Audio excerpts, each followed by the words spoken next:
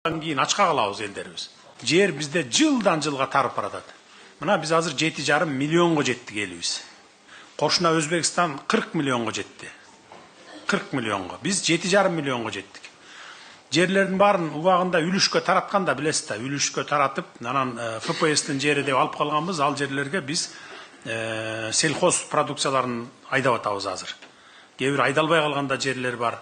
Өзүбүз биз буудай менен камсыз кыла албай атабыз бүгүнкү күндө. 40% кылабыз. Жылдан жылга азайып баратат алда. Улам жерлер азайган сайын азайып баратат. 60%ын биз Казакстан менен Өзбекстан, Россиядан сатып алып атабыз.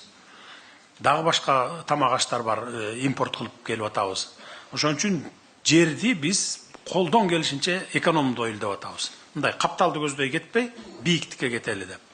Азыр эми мына райондорго келип атабыз, райондорго, кичи шаарларга 5 этаж, 9 этаж, 12 этажга чейин салып берип, квартираларды берүү иштерин аткарабыз.